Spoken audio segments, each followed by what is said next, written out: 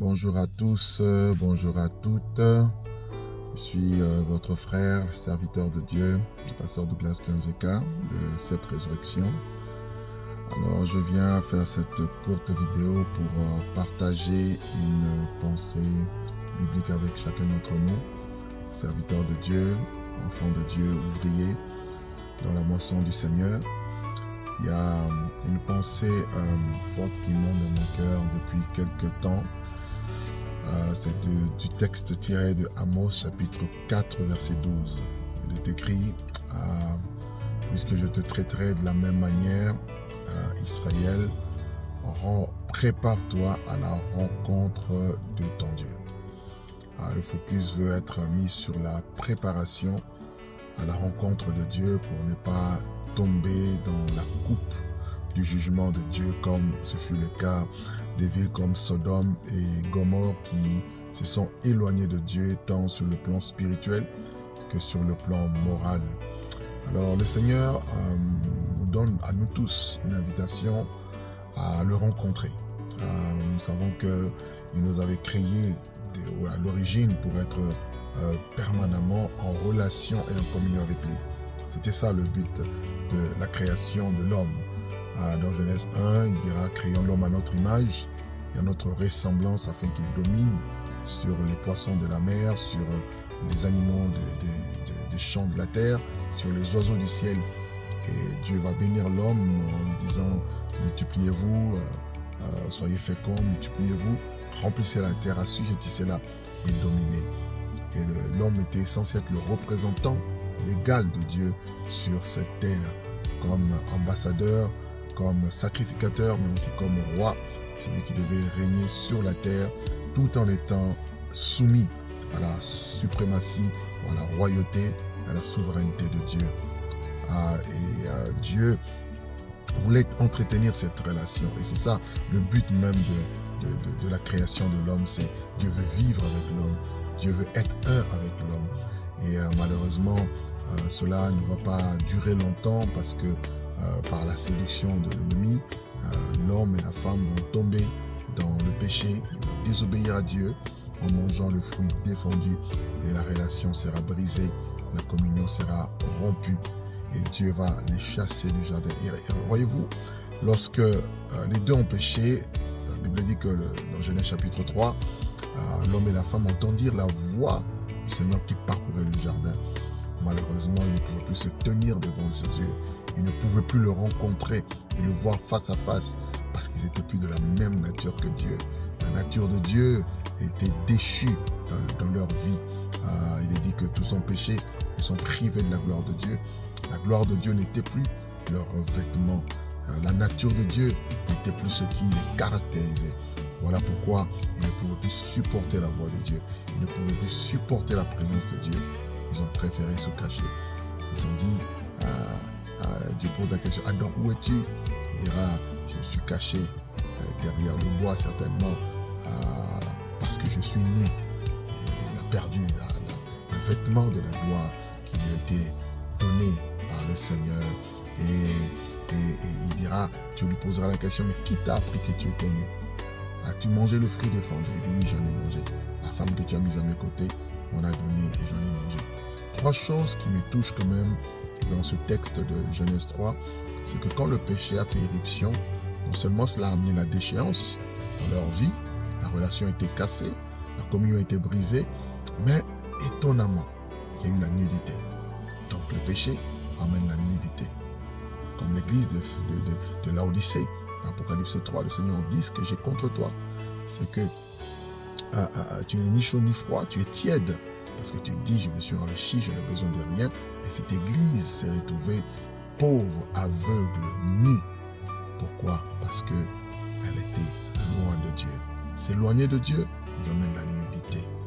On est dépourvu de la gloire de Dieu. Et deuxième chose, ils ont eu peur. Peur de Dieu. Pas la crainte, mais la peur. Pourquoi? Parce qu'ils étaient plus de la même nature que Dieu. Et enfin, ils sont partis se cacher. Voici les trois choses qui arrivent lorsque on n'est plus en mesure de rencontrer Dieu. Et Dieu, dans son amour infini, va mettre un plan de rédemption il va sacrifier un animal, il va les recouvrir de la peau de ces animaux. Le sang va expier leurs péchés pour se tenir à nouveau dans la présence de Dieu. Et vous allez voir plus tard, lorsque Dieu descendait sur la montagne, au temps de Moïse, il va dire aux enfants d'Israël, il ne faut pas vous approcher comme ça sur la montagne me rencontrer. C'est un Dieu saint. Il y a un protocole divin qui doit être respecté. Et lequel, Dieu dit à Moïse, le peuple doit se sanctifier. Et le peuple doit changer de vêtements, doit laver ses vêtements. Il faut des vêtements purs pour s'approcher de ce Dieu-là. Il faut se sanctifier pour s'approcher de ce Dieu-là. Mettre le péché de côté, tout ce qui est mal, la sanctification, sans laquelle personne ne verra Dieu. En d'autres termes, sans laquelle personne ne peut rencontrer Dieu. Qui que vous soyez, serviteur de Dieu, chrétien, enfant de Dieu, Dieu est saint et nous ne pouvons pas le rencontrer dans une nature contraire à la sienne. Voilà pourquoi il dit dans Lévitique 19, versets 1 à 2, ainsi qu'un Pierre chapitre 1er, au verset 15, je crois, il dit, puisque celui qui vous a appelé est saint, vous aussi soyez saints dans toute votre conduite. La sainteté, c'est ce qui nous permettra de rencontrer Dieu, de vivre avec Dieu. Non seulement quand il reviendra pour nous récupérer, nous chercher le jour de l'enlèvement, mais aussi pour le voir tous les jours dans notre vie d'intimité, de communion avec lui, pour marcher avec lui. Dieu nous appelle à la sanctification. Dieu nous appelle à la communion avec lui. Dieu nous appelle à la pureté. Heureux ceux qui ont le cœur pur, car ils verront Dieu. Ils le verront face à face. Ils le verront dans leur intimité. Ils le verront dans leur ministère, dans tout ce qu'ils sont en train d'accomplir dans leur famille. Ils verront Dieu. Bien-aimés, ceci est très important. Et la deuxième chose, Dieu nous demande d'avoir des vêtements blancs, d'avoir des vêtements purs. Moïse a dit au peuple, vous devez changer de vêtements, vous devez laver vos vêtements. Josué, le sacrificateur, avait des vêtements sales. Le Seigneur est venu ôter ses vêtements sales pour lui donner des vêtements de fête, pour qu'il se tienne dans la présence de Dieu. Oui, il est dit qu'en tout temps, que tes vêtements soient blancs. Ecclésiaste 9, verset 9. Qu'en tout temps que tes vêtements soient blancs et que l'huile ne manque point sur ta tête. Et je prie qu'il en soit ainsi. Jésus-Christ est venu pour laver nos robes. Heureux ceux qui lavent leurs robes pour avoir droit à l'arbre de vie qui est dans le paradis de Dieu, dans la nouvelle Jérusalem céleste. Je prie que la pensée, la notion des choses d'en haut ne nous quitte jamais, même si nous vivons sur cette terre, même si nous avons des projets, même si nous servons le Seigneur, même si nous bâtissons des églises, même si nous gagnons des âmes, nous organisons des campagnes d'évangélisation, même si nous travaillons, même si nous gagnons de l'argent, même si nous gagnons, nous bâtissons des maisons, tout ce que nous pouvons faire dans ce monde qui n'est pas mauvais.